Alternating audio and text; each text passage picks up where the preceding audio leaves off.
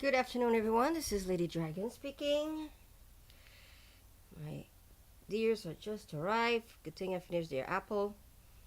It's the first press conference of the White House with this new lady that I don't know, but we're gonna know.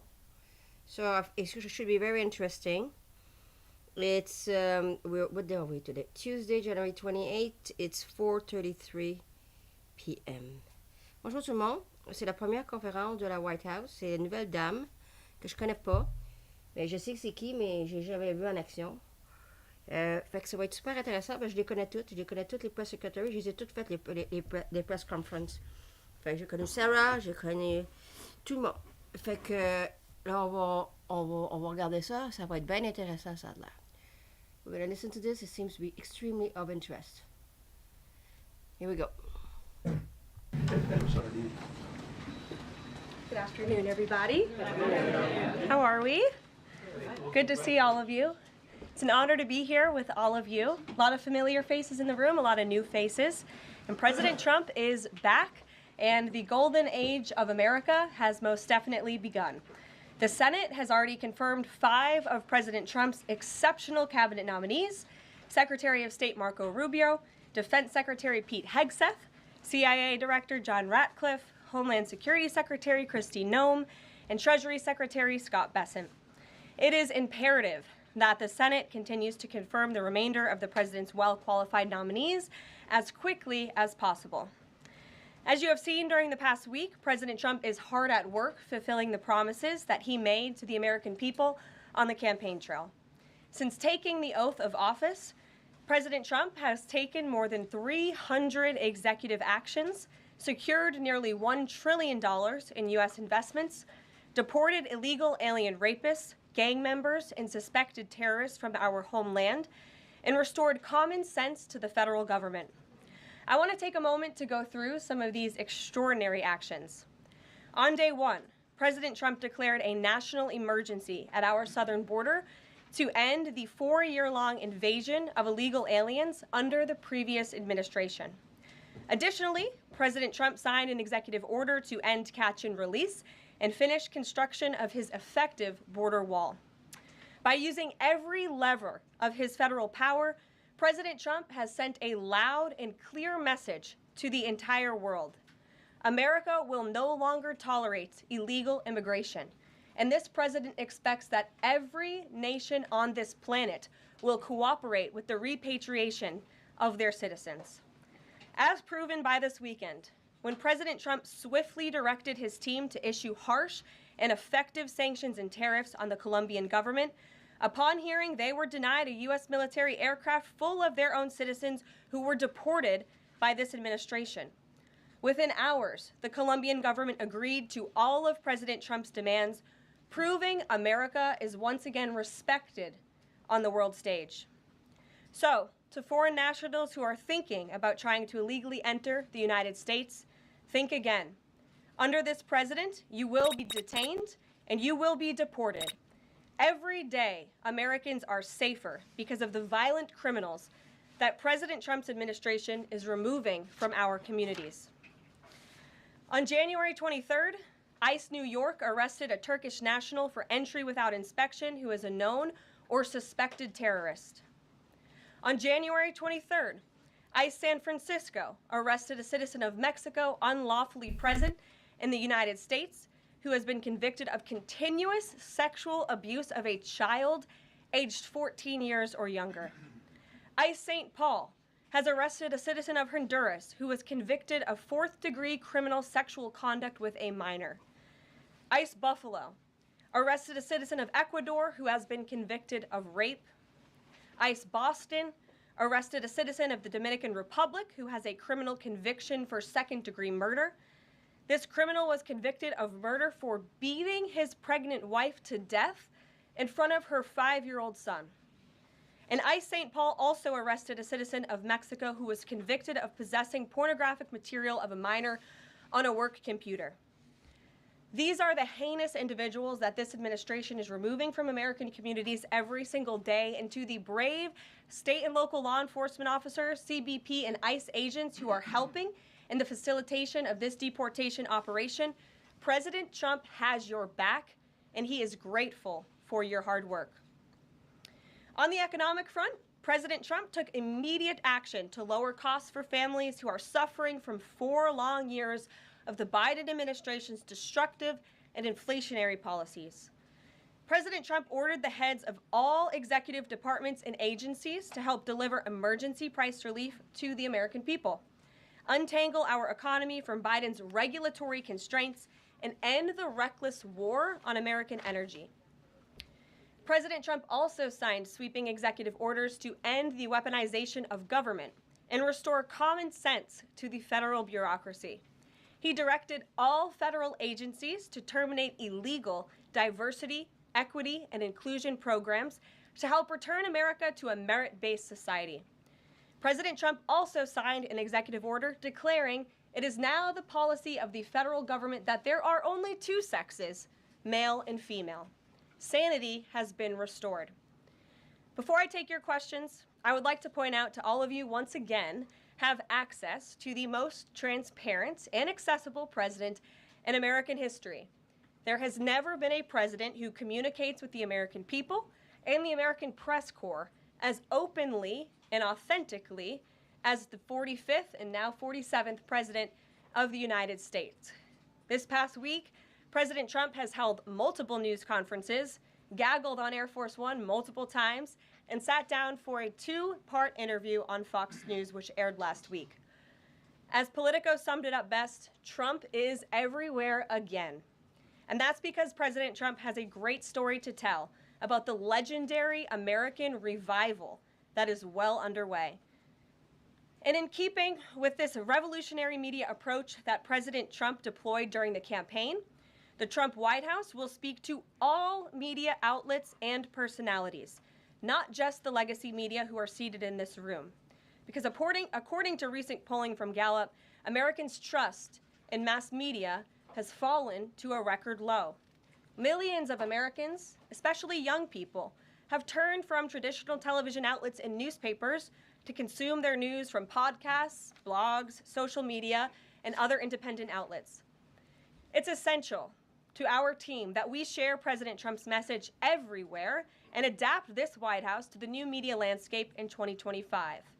To do this, I am excited to announce the following changes will be made to this historic James S. Brady briefing room, where Mr. Brady's legacy will endure.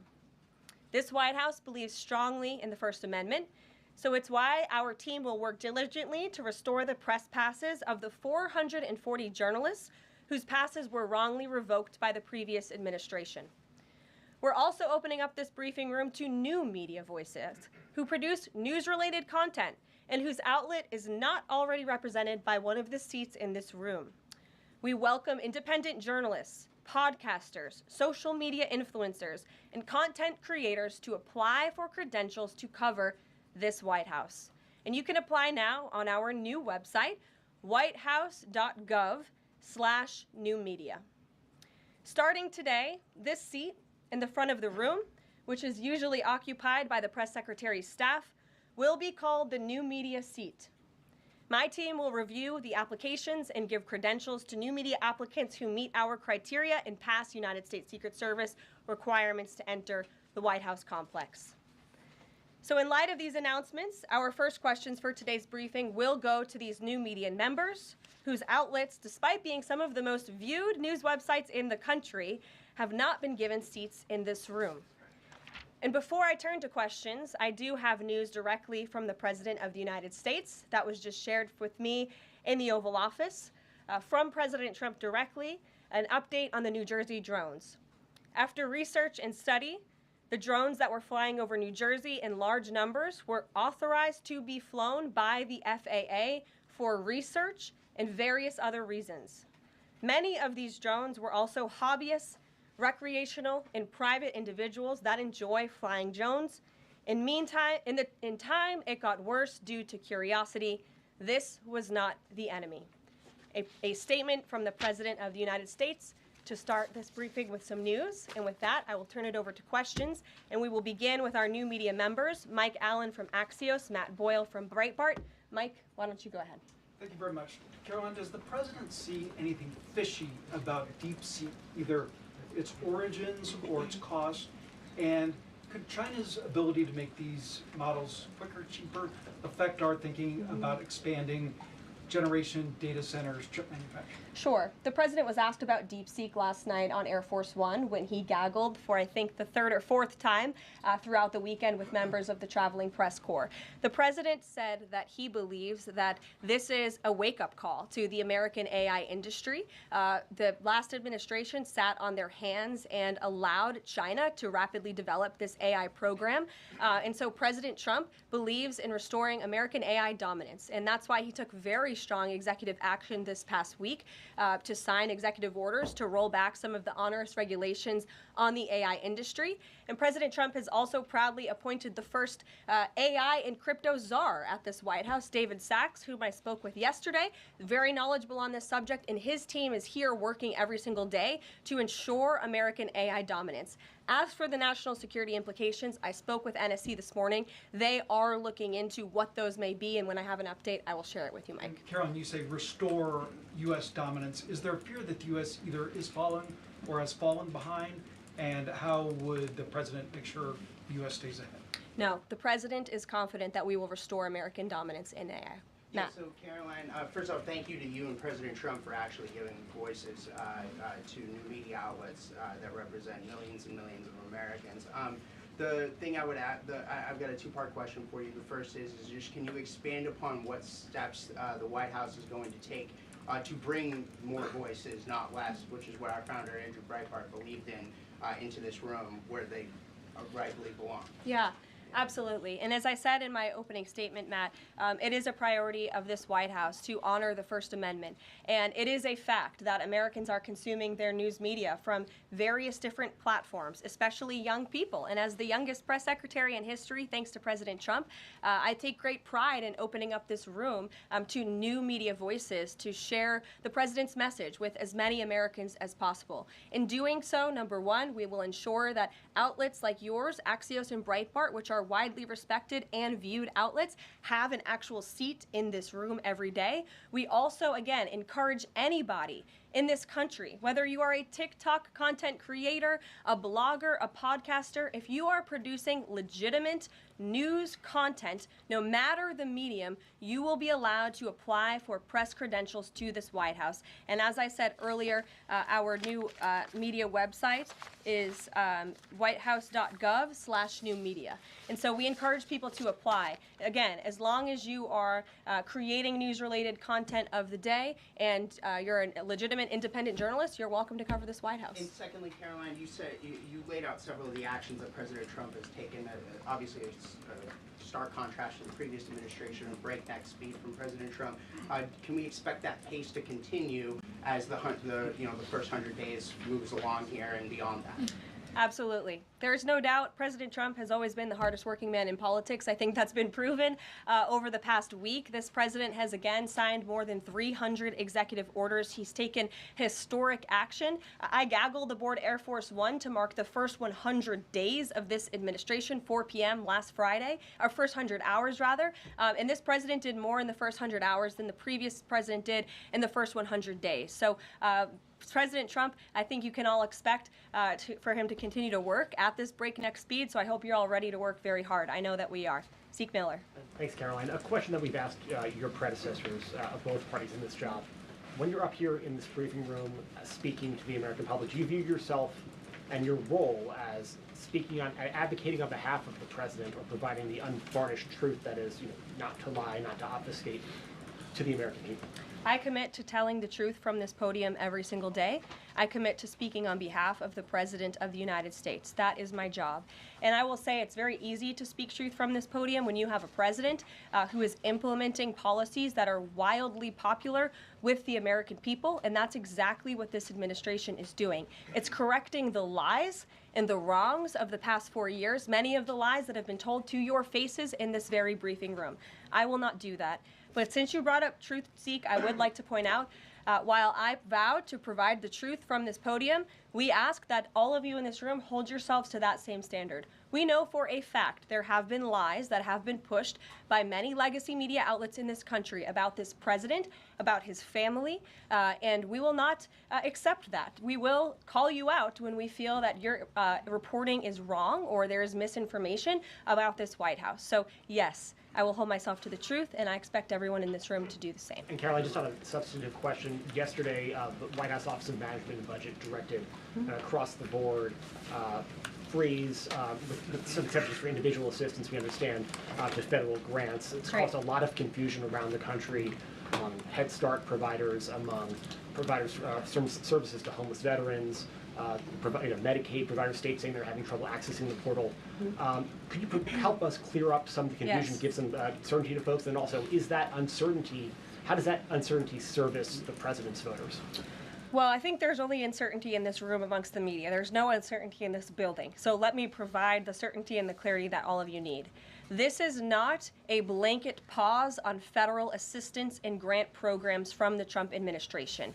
Individual assistance, that includes, I'm not naming everything that's included, but just to give you a few examples, Social Security benefits, Medicare benefits, food stamps, welfare benefits, assistance that is going directly to individuals will not be impacted by this pause. And I want to make that very clear to any Americans who are watching at home who may be a little bit confused about some of the media reporting. This administration, if you are receiving individual assistance from the federal government, you will still continue to receive that.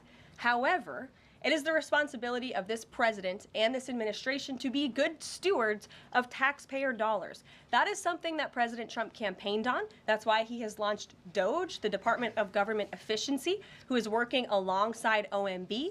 And that's why OMB sent out this memo last night, because the president signed an executive order directing OMB to do just this. And the reason for this is to ensure that every penny that is going out the door is not conflicting with the executive orders and actions that this president has taken. So what does this pause mean? It means no more funding for illegal DEI programs. It means no more funding for the Green New scam that has cost American taxpayers tens of billions of dollars. It means no more funding for transgenderism and wokeness across our federal bureaucracy and agencies. No more funding for Green New Deal social engineering policies. Again, people who are receiving individual assistance, you will continue to receive that. And President Trump is looking out for you by issuing this pause because he is being good steward of your taxpayer dollars.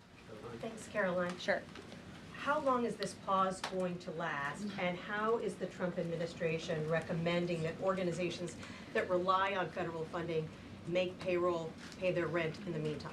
It is a temporary pause, and the Office of Management and Budget is reviewing the federal funding that has been going out the door. Again, not for individual assistance, but for all of these other programs that I mentioned. I also spoke with the incoming director of OMB this morning, and he told me to tell all of you that the line to his office is open for other federal government agencies across the board, and if they feel that programs are necessary and in line with the president's agenda, then the Office of Management and Budget will review those policies. I think this is a very responsible measure. Again, the past 4 years, we've seen the Biden administration spend money like drunken sailors. It's a big reason we've had an inflation crisis in this country, and it's incumbent upon this administration to make sure, again, that every penny is being accounted for honestly. Why impose this pause with so little notice? Why not give organizations more time to plan for the fact that they are about to lose, in some cases, really crucial federal funding, at least for a period of time? There was notice. It was the executive order that the president signed. There's also a freeze on hiring, as you know, a regulatory freeze, and there's also a freeze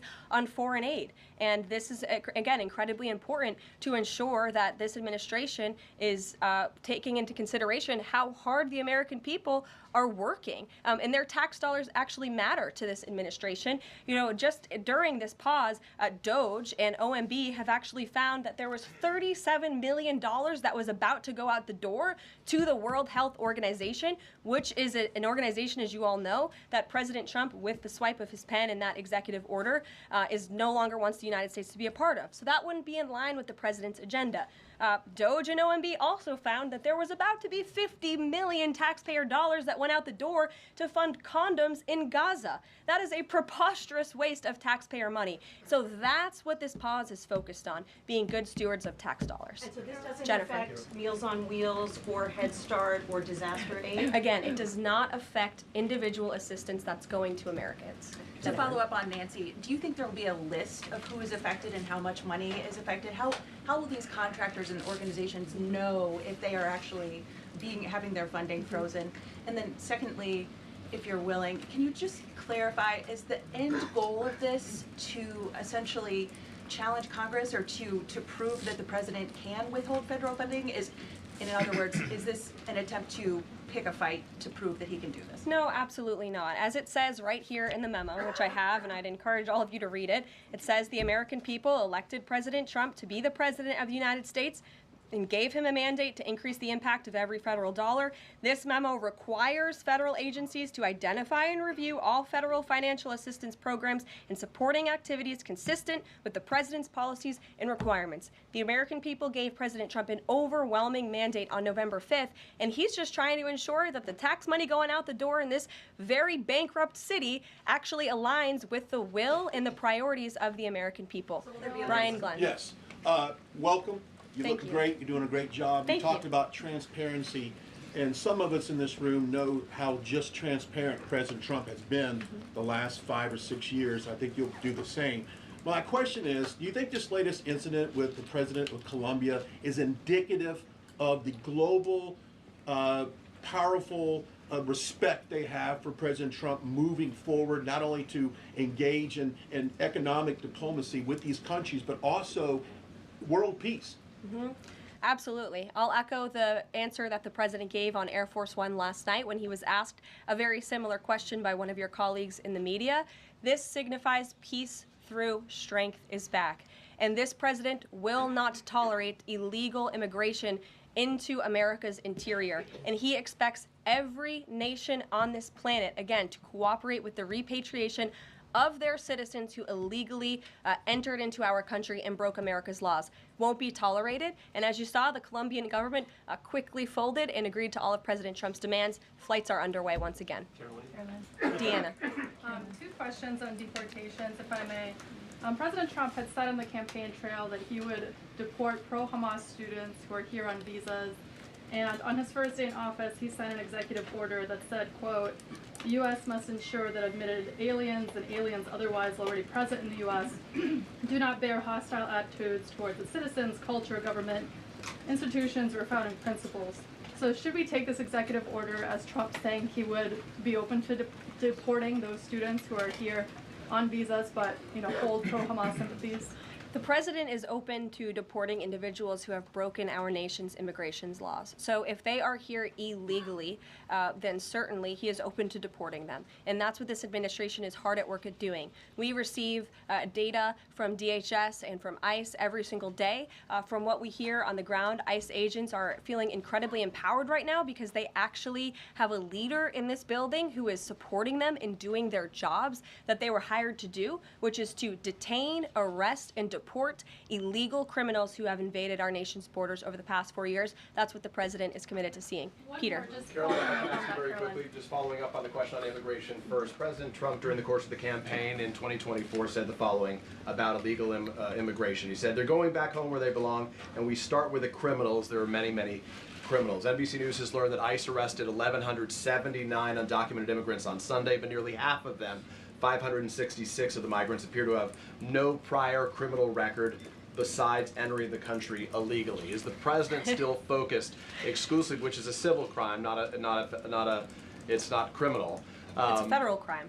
So I'm asking though, he said he was going to focus on those violent offenders first. So is violent offenders no longer the predicate for these people to be deported? The president has said countless times on the campaign trail, I've been with him at the rallies, I know you've been there covering them too, Peter, that he is focused on launching the largest mass deportation operation in American history of illegal criminals. And if you are an individual, a foreign national, who illegally enters the United States of America, you are, by definition, a criminal. And so therefore, you are subject to deportation. I apologize for interrupting. So to be clear, it's not violent criminals do not receive precedence in terms of the deportations taking place. The president has also said two things can be true at the same time. We want to deport illegal criminals, illegal immigrants from this country, but the president has said that, of course, the illegal criminal drug dealers, the rapists, the murderers, the individuals who have committed heinous acts on the interior of our country and who have terrorized law-abiding American citizens, absolutely, those should be the priority of ICE, but that doesn't mean that the other illegal criminals who entered our nation's borders are off the table. Understood. Then let me ask you a separate question about the confusion that still exists across the country right now as it relates to the freeze or the pause as it's described. President Trump, of course, ran one of the key policy items was that he was going to lower prices, lower the cost of everything from groceries, as he often said. But in many of the cases, it would seem that some of these moves could raise prices for real Americans on everything from low-income heating, that program, child care programs. Will nothing that the president's doing here in terms of the freeze in these programs raise prices on ordinary Americans? What particular actions are you referring to that I'm would... referring to LHEAP right now. That's the low-income heating program, for example. We can talk about, there's no clarity, so I could refer to a lot of them. We don't know what they are specifically. Can you tell us that LHEAP is not one of those affected? So you're asking a hypothetical based on programs that you can't even identify. No, I just identified. What I can tell you just is be that clear, since you guys haven't identified, let's do it together just for Americans at home. Medicaid, is that affected? I gave you a list of examples: Social Security, Medicare, welfare benefits, food stamps that will not be impacted by this federal pause. I can get you the full list after this briefing from the Office of Management and Budget. But I do want to address the cost cutting because that's certainly very important and cutting the cost of living in this country. President Trump has taken historic action over the past week to do that. He actually signed a memorandum to deliver emergency price relief for American families, which took a number of actions. I can walk you through those. He also repealed many onerous Biden administration regulations. We know over the past 4 years, American households has been essentially taxed $55,000 in regulations from the previous administration. President Trump, with the swipe of his pen, rescinded those, which will ultimately put more money back in the pockets of the American people. So deregulation is a big deal. And then when it comes to energy, I mean, the president signed an executive order to declare a national energy emergency here at home, which is going to make America energy dominant. We know that energy is one of the #1 drivers of inflation, and so that's why the president wants to increase our energy supply to bring down costs for Americans. The Trump energy boom is incoming, and Americans can expect that. Please share that. Thank you. Caroline, I think some of the confusion may be here with this pause on federal funding. You've made it clear you're not stopping funds that go directly to individuals, but there certainly are lots of organizations that receive funding and then may pass along a benefit. Meals on Wheels, for one. They provide meals for over 2.2 million seniors. What is the president's message to Americans out there, many of whom supported him and voted for him, who are concerned that this is going to impact them directly, even if, as you said, the funding isn't coming directly to their wallet? I have now been asked and answered this question 4 times. To individuals at home who receive direct assistance from the federal government, you will not be impacted by this federal freeze. In fact, OMB just sent out a memo to Capitol Hill with Q&A to clarify some of the questions and the answers that all of you are asking me right now. Again, direct assistance will not be impacted. I've been asked and answered about this OMB memo. There's many other topics of the day. Jackie Heinrich. Indirect assistance, Caroline, if it's going to another organization and then trickling down. Direct assistance that is in the hands of the American people will not be impacted. Again, as I said to Peter, we will continue to provide that list as it comes to fruition. But OMB right now is focused on analyzing the federal government's spending, which is exactly what the American people elected President Trump to do. And one question on immigration, Caroline, on immigration. Of the 3,500 arrests ICE has made so far since President Trump came back into office. Can you just tell us the numbers? How many have a criminal record versus those who are just in the country illegally? All of them, because they illegally broke our nation's laws and therefore they are criminals as far as this administration goes. I know the last administration didn't see it that way, so it's a big culture shift in our nation to view someone who breaks our immigration laws as a criminal, but that's exactly what they are. You may have kind of going with the worst first. They all have a criminal record? And welcome to the briefing If they room. broke our nation's laws, yes, they are criminal, yes. Thank you. On stripping security details for figures like John Bolton, Pompeo, Brian Hook, Senator Tom Cotton said that he's seen the intelligence and the threat from Iran is real for anyone who played a role in the Soleimani strike. He voiced concern it wouldn't just impact those individuals, but potentially their family, innocent bystanders, friends, anyone who's near them when they're out in public. Is the president open to reconsidering his decision?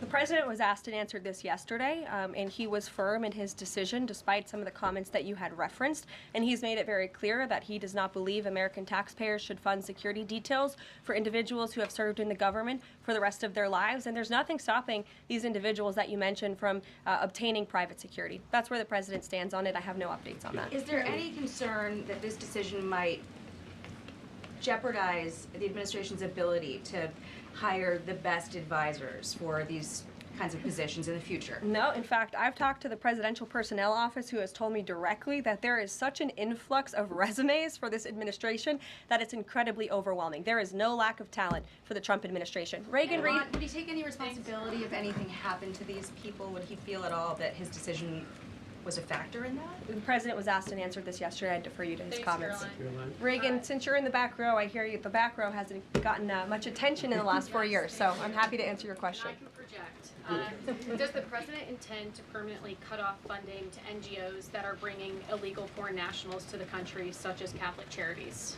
I am actually quite certain that the president signed an executive order that did just that, and I can point you to that.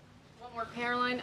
President Trump issued an executive order on increased vetting for refugees in visa applications. Right. Part of that order was considering an outright ban for countries that have deficient screening processes.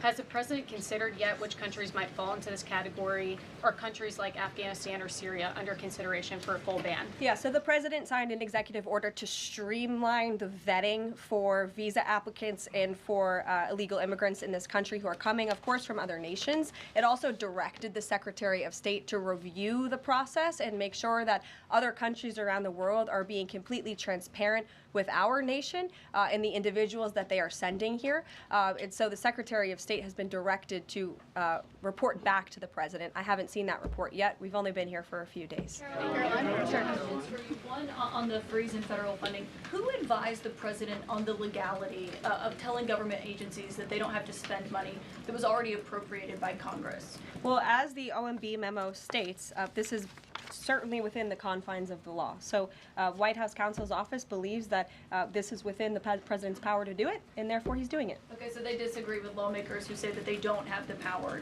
to freeze this funding. Again, I would point you to the language in the memo that clearly states this is within the law. And all that happened on Friday night. The administration fired several inspectors general without giving Congress the 30-day legally required notification that they were being fired. I think only 2 were left at DHS and the DOJ. And then yesterday we saw several prosecutors, I believe 12, fired from the Justice Department who worked on the investigations into the president. As you know, they are career prosecutors, therefore they are afforded civil service protections. How is the administration deciding which laws to follow and which ones to ignore? So it is the belief of this White House and the White House counsel's office that the president was within his executive authority to do that. He is the executive of the executive branch, and therefore he has the power to fire anyone within the executive branch that he wishes to. There's also a case that went before the Supreme Court in 2020, Scala Law LLC versus the Customs, Bureau protection. I would advise you to look at that case, and that's the legality that this White House was resting on. So you're confident that if they bring lawsuits against you, those prosecutors who were fired, that they will succeed? We will win in court, and yes. Did he personally direct this, given they worked on the classified documents investigation and the election interference investigation? This was a memo that went out by the Presidential Personnel Office, and the president is the leader of this White House, so yes. Yes. Caroline. Caroline? Sure. Thank you. Congrats on your first day on the podium. Thank you. President Trump ended funding for UNRWA and also designated the Houthis a foreign terrorist organization. That's right. Both were decisions that the previous administration had reversed. So here's my question. Will there be an investigation into who gave the previous administration this terrible advice?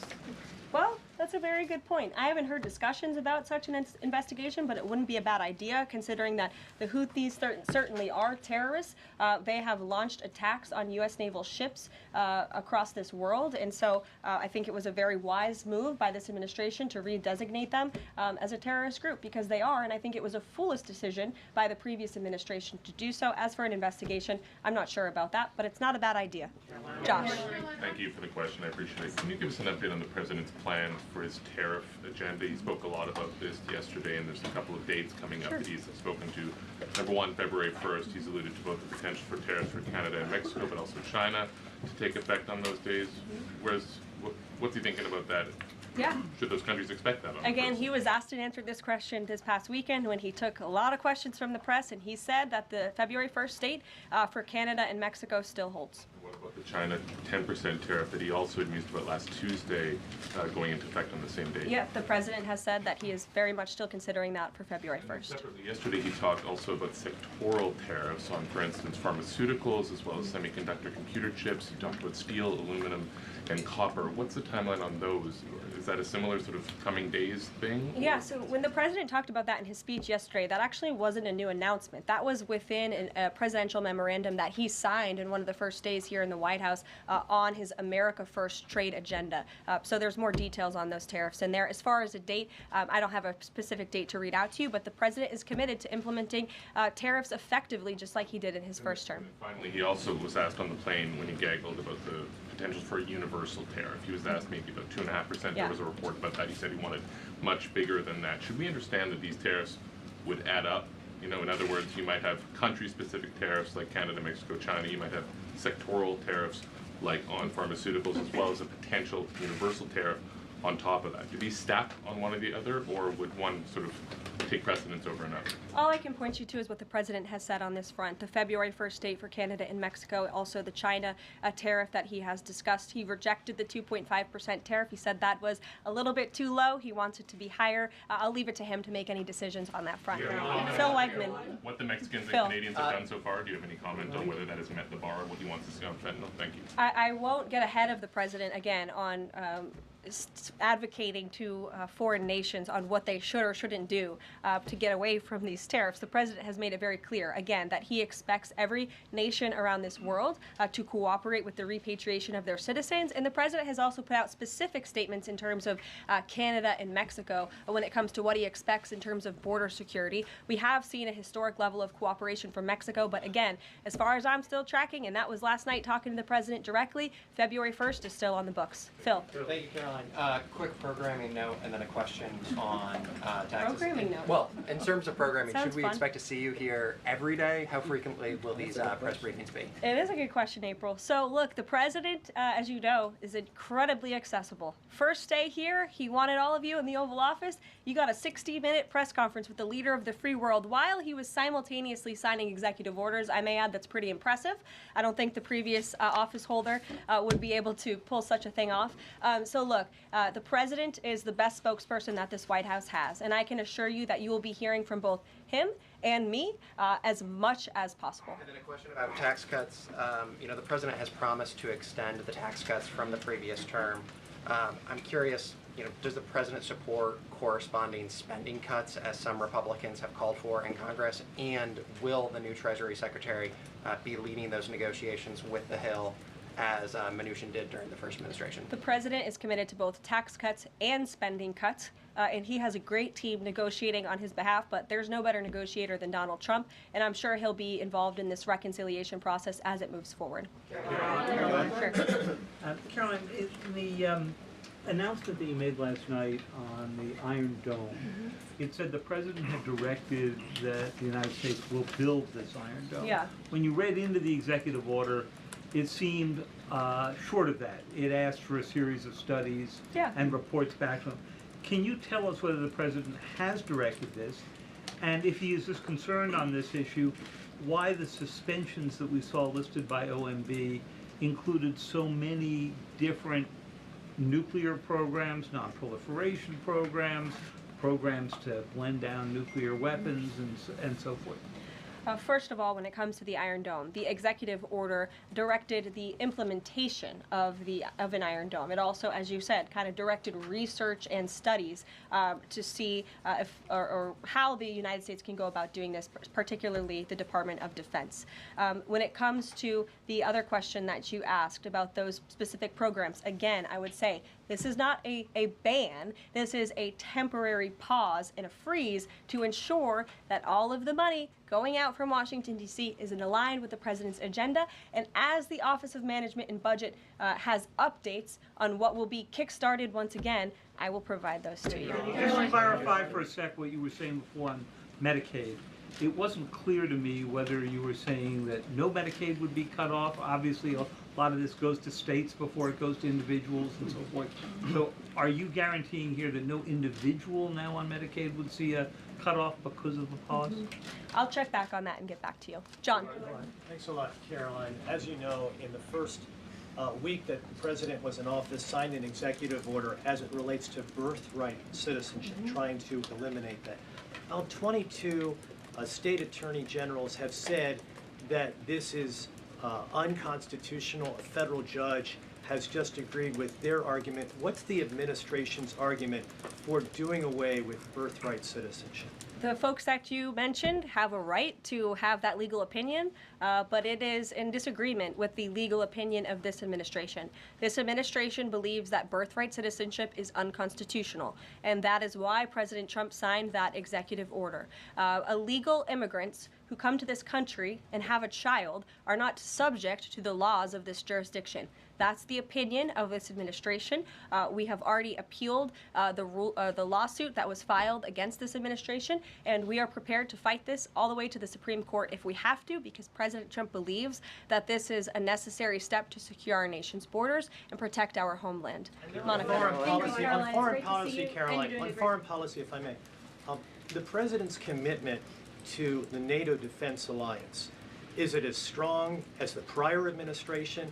Is it the same as when he served as president in his first term in office? As long as NATO pays their fair share, and President Trump has called on NATO allies to increase their defense spending to 5%.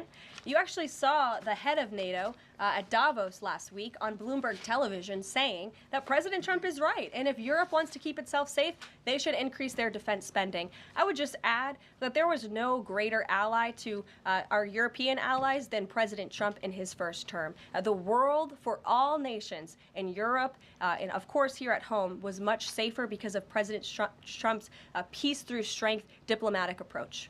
Monica. Thank you, Caroline, and it's great to finally be called on as well in the briefing room. I appreciate that. You're welcome. Of course, we know President Trump just got back from North Carolina and California meeting with victims of natural disasters.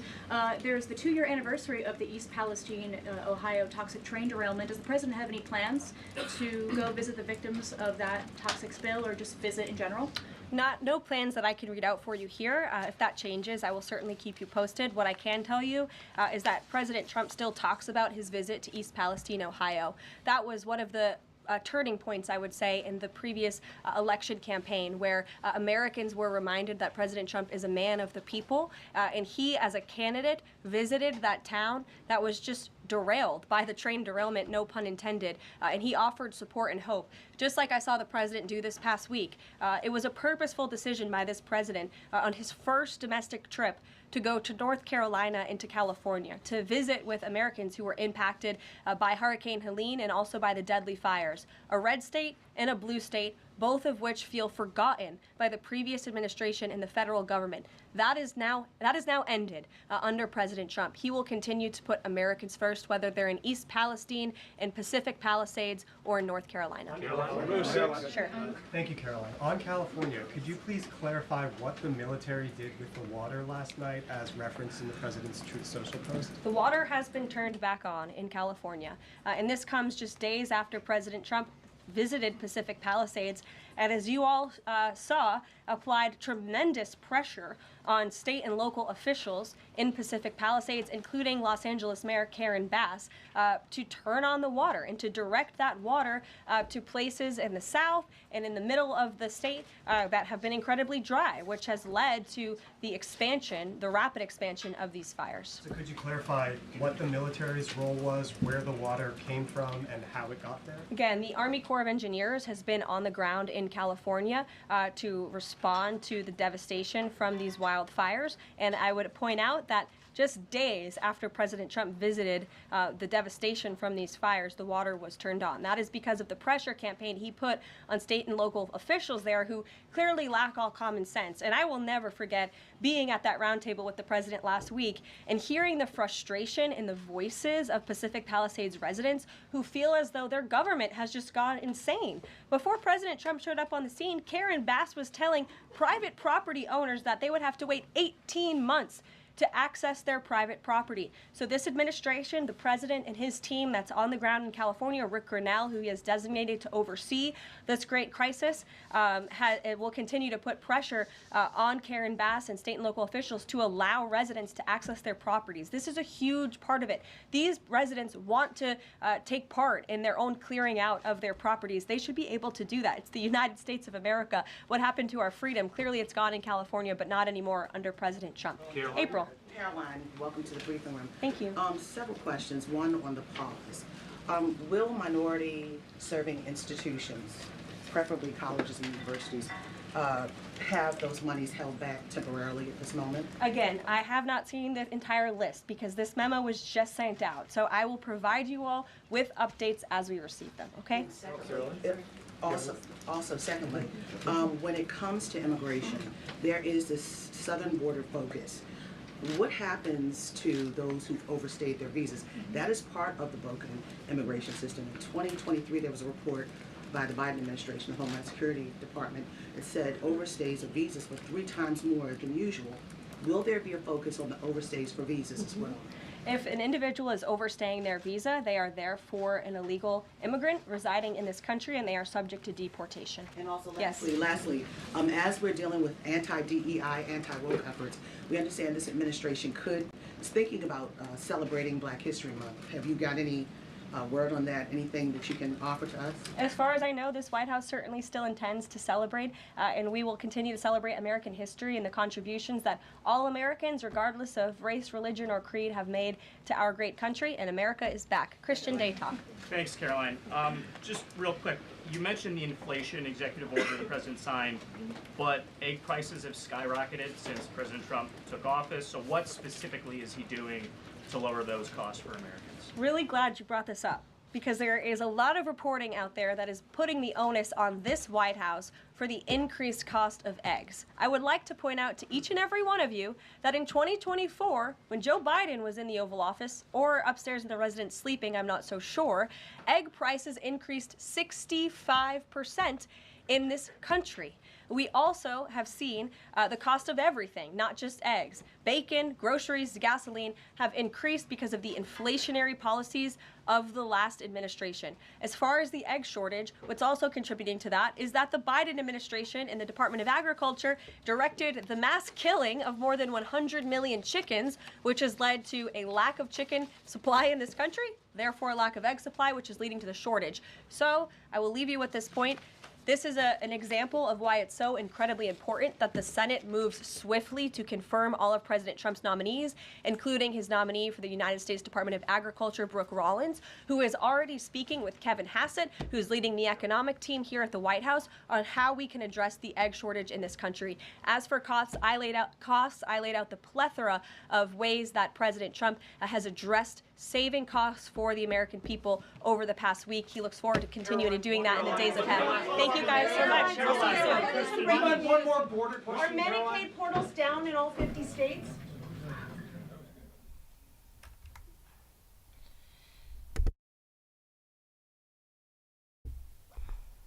Well, it certainly has not changed. Yeah, her name is Karoline Leavitt. Karoline Leavitt. Yeah, that's her first press conference. She did a great job. But I think she's a little bit too nice to the so-called legacy media, you know. But I think it's a great thing that they're going to accept other people. That's really good. Elle a fait un très bon travail, cette dame-là. Mais un petit peu, je trouve, à mon goût, trop gentil avec le legacy media. Mes chevreuils sont tous arrivés ici, là. J'ai un petit bébé chevreuil, il aime ça, il court dans le yard, là. Ils sont tellement drôles. Un jour, je vais vous les montrer. Bon, ben c'est ça. Fait que, non, c'est vraiment intéressant. Elle fait un très bon travail. C'est la dame la plus jeune, Press Secretary. C'est ça, il faut donner ça à la place aux personnes. Puis elle connaît son affaire. Hein? Elle connaît son affaire. Elle pensait pas à la patente, là. Elle pensait à Kelly, là. Sarah était très bonne, mais elle était bien trop gentille. Et là, elle a commencé à être un peu comme Sarah, quand ça faisait comme 50 questions, que la première, elle avait à poser la question, là. Mais elle a dit que le front row allait changer. Fait que j'ai bien hâte de voir la deuxième press secretary. Press conference, parce que là c'était full pack de monde. C'est jamais full pack de même. Puis elle a dit que 440 press revokement vont être établis. So she said there was also something important. She said 440 revokement will be reestablished. So that's quite important. And then she's invited anybody to go there. You know what I'm saying? If they have they don't have to be the so-called legacy media to go there. So I'm looking forward to see how this thing will evolve. Because that's, you know what I really like for her to do, that she takes questions for people that are online or foreign journalists like me that are not actually there. I don't care to go there, but you know, not only me, people everywhere around the planet, because that's what actually Russia does. Maria does that every Wednesday morning. She answers questions of people all over the world. That's the problem. They need to have people all over the world asking questions too. Bon, là-dessus, je vous quitte. Hope you enjoy. Je vous parle bientôt. Demain, on va faire d'autres choses. Là. Je sais pas. Là. J'ai mes siestes. Là. J'ai pas eu d'électricité hier. Ça a tout déraillé mon schedule aujourd'hui. Là. Fait que là, on va se voir demain. Passez une belle soirée. Thank you for joining. I'll see you tomorrow. Yesterday, a lack of electricity screwed up all my schedule today. But tomorrow, I'll figure out what we're going to talk about. Sam, tu t'as ici. Va voir les chevreuils, là. So I have to go. Allô, Mel. Merci. Faut que j'aille voir mes chevreuils. Puis, on se voit demain. OK? Bonne soirée. Have a good night. Bye-bye. Oui, Sam dit bon. Il dit bonjour. Oui, c'est Tipit. Ils sont tous là, les Tipites, là. Bye, Mel.